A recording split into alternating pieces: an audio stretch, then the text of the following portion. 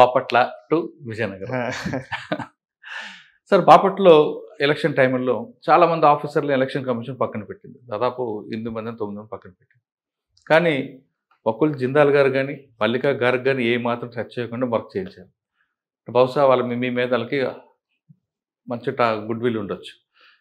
కానీ మీకు ఒకవైపు మీకు ఎక్స్క్యూజ్ చేస్తున్నా మీరు మాత్రం అందరు మీ మీద ఫోకస్ ఉందని బాపట్లో ఎలక్షన్లో ఎలాంటి ఇష్యూస్ కాకుండా చేసుకొచ్చారు. ఆ ప్రెజర్ కనిపించకుండా మీరు చేసుకొచ్చారు. మీరు ఎలక్షన్ ఎలా చేసుకొచ్చారు? ఆ ప్రెజర్ని మీరు ఎలాగా భరించారు? ఎందుకంటే ఒకవైపు మేడం, ఒకవైపు మీరున్నారు. ఎలక్షన్ కమిషన్ మీ మీద ఫోకస్ పెట్టింది, సీనియర్ ఆఫీసర్లను కూడా పెట్టింది. ఆయన ఎక్కడ చిన్న ఇష్యూ కాకుండా తీసుకొచ్చారు. ప్లస్ బాపట్లోనే మీరు ఒక యాప్ తీసుకొచ్చి దానివల్ల ఒక మంచి ఫలితం తీసుకొచ్చారు. ఆ యాప్ యొక్క కాన్సెప్ట్ ఏంటి? ఎలక్షన్ ఎలా మీరు కూల్గా పీస్ఫుల్గా తీసుకొచ్చారు? ప్లస్ విజయనగరం వచ్చిన తర్వాత ఈ సంకల్ప యాత్ర యొక్క కాన్సెప్ట్ ఏంటి? సో బాపట్లలో ఫస్ట్ బాపట్లోకి వెళ్దాం.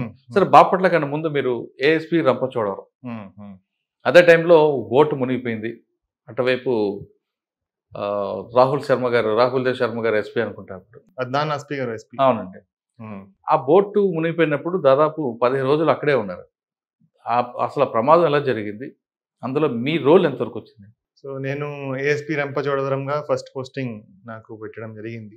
సో జాయిన్ అయినాక అరౌండ్ 1 మంత్ లోపలే ఒక పాపికొండల దగ్గర ఈ ఫ్రీక్వెంట్గా ఈ బోట్స్లో ఈ టూరిస్ట్స్ వెళ్ళేవారు. సో అప్పుడు ఫ్లడ్ టైం నడుస్తూ ఉంది. ఫ్లడ్ టైంలో ఒక బోట్ వెళ్ళింది. ఆ బోట్లో 76 ప్యాసింజర్స్ ఉన్నారు. సో ఆ బోట్ సడన్గా ఆ రోజు ఎక్కువ ఫ్లో ఉండడం వల్ల, ఎక్కువ ఈ ఫ్లడ్ ఎఫెక్ట్ ఉండడం వల్ల మునిగిపోయింది.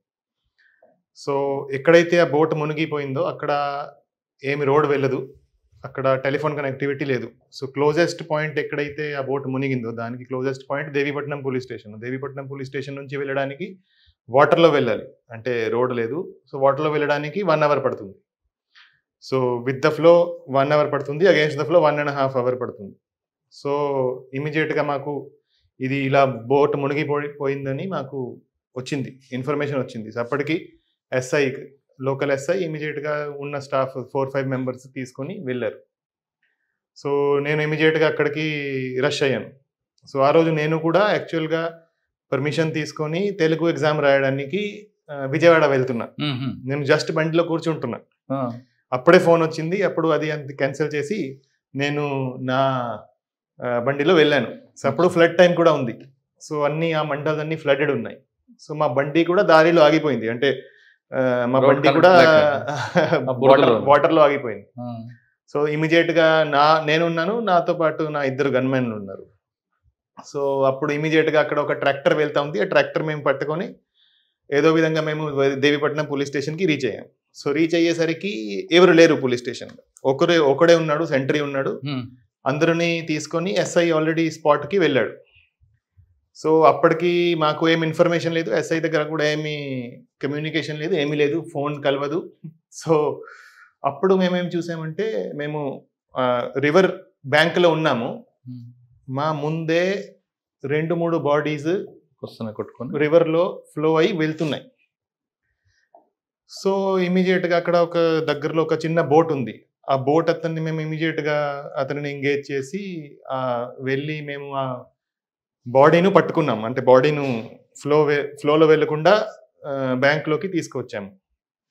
సో అప్పుడే అరౌండ్ 10 మినిట్స్ లోపే ఒక బోట్ వచ్చింది. దాంట్లో అరౌండ్ 16 మెంబర్స్ ఎవరైతే మునిగిపోయారు, అంటే మునగలేదు, వాళ్ళు సేవ్ అయ్యారు, వాళ్ళకు రెస్క్యూ అయ్యి ఒక బోట్లో వాళ్ళు వచ్చారు. ఆ రోజు ఫార్చునేట్లీ ఒక మెడికల్ క్యాంప్ నడుస్తుంది అదే ఏరియాలో. ఆ మెడికల్ క్యాంప్ ముగించుకొని వాళ్ళు వస్తున్నారు. దారిలో వాళ్ళకి ఇది కనపడింది బై ఛాన్స్. సో ఇమీడియట్గా ఎవరైతే అక్కడ లైఫ్ జాకెట్స్తో పాటు ఉన్నారో వాళ్ళు బోట్లో వాళ్ళు ఎక్కించి వాళ్ళు తీసుకువస్తున్నారు. సో ఇమీడియట్గా 16 మెంబర్స్ ఒకరికి ఒక లేడీ చిన్నపిల్ల ఫ్లో అయిపోయింది, వెళ్ళిపోయింది.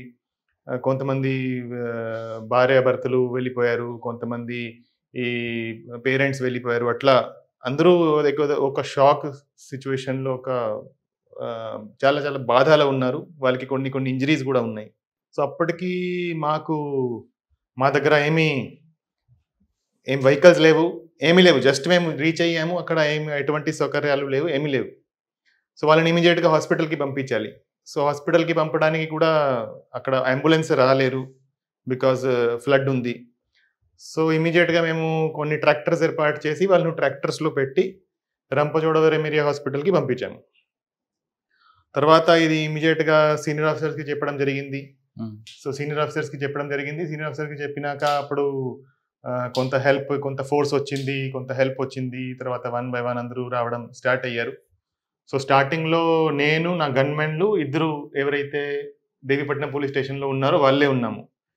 సో కొన్ని బాడీస్ మాకు ఫ్లో అయ్యి వస్తే మేము వాళ్ళని బ్యాంక్‌కి తీసుకొచ్చి వాళ్ళను మేమే లిఫ్ట్ చేసి, ఈవెన్ నేను కూడా లిఫ్ట్ చేసి వాళ్ళని తీసుకొచ్చి వాళ్ళని అక్కడ పోలీస్ స్టేషన్ దగ్గర పెట్టడం జరిగింది. సో అట్లా స్టార్ట్ అయింది. దాని తర్వాత ఆ రెస్క్యూ ఆపరేషన్ అరౌండ్ 40 డేస్ నడిచింది. సో అంటే బోట్ బయటికి వచ్చే వరకు 40 డేస్ మేము ఆ రెస్క్యూ ఆపరేషన్ నడిపించాము. సో ప్రతిరోజు మేము అరౌండ్ 4 గంటలకి లేసి మార్నింగ్ వెళ్ళేవాళ్ళము. అక్కడ వెళ్ళి బేస్ ఎస్టాబ్లిష్ చేసేవాళ్ళము. అక్కడ ఒక ఇసుక దిబ్బ ఉంది. ఆ ఇసుక దిబ్బ పక్కనే మునిగింది. సో ఆ ఇసుక దిబ్బ మీద వెళ్ళి ఒక టవర్ ఏర్పాటు చేయడం, communication tower, so that wireless communication కోసం. దాని తర్వాత అక్కడ అంత ఫోర్స్ తీసుకువెళ్ళడం, 2 బోట్లు పెద్ద బోట్లు ఫిల్ చేసి ఫోర్స్ తీసుకెళ్ళడం, అక్కడ రెస్క్యూ ఆపరేషన్ చేయడము. బాడీస్ వస్తున్నాయి, 1 బై 1 బాడీస్ వస్తున్నాయి. ఆ రెస్క్యూ ఆపరేషన్లో మేము 47 బాడీస్, మేము ప్రతి బాడీ నేను కూడా చూశాను. 47 బాడీస్ మేము వెతికాము, పోస్ట్ మార్టం చేశాము. తర్వాత ఫ్యామిలీస్కి అప్పగించాము. సో నంబర్ ఆఫ్ ఫ్యామిలీస్ అక్కడ క్యాంప్ చేసేవాళ్ళు. అంటే ఈరోజు మా రిలేటివ్ బాడీ ఈరోజు దొరుకుతుందా, రేపు దొరుకుతుందా. So it was a very very sensitive and very very tragic incident. So అదే ఇన్సిడెంట్లో ఆల్మోస్ట్ 800 to 900 దాకా మాకు రెస్క్యూ ఆపరేషన్కి వేరే వేరే ఏజెన్సీలు వచ్చాయి. నేవీ వచ్చింది, ఉత్తరాఖండ్ ఎస్డిఆర్ఎఫ్ వచ్చింది, మన స్టేట్ ఎస్డిఆర్ఎఫ్ వచ్చింది, ఎన్డిఆర్ఎఫ్ వచ్చింది, special parties, fire department. So ఇవన్నీ వాళ్ళందరితో కోఆర్డినేట్ చేస్తూ ఈ రెస్క్యూ ఆపరేషన్ నడిపించాము. ఫైనలీ ఆ బోట్ కూడా బయటికి తీయడం జరిగింది. సో ఇది అంటే నా కెరియర్ స్టార్టింగ్లో ఆ ఎక్స్పీరియన్స్, అంటే ఇంత పెద్ద ఇన్సిడెంట్ హ్యాండిల్ చేయడము, it was a very good learning experience for me and చాలా చాలా memorable and I learnt a lot from that incident.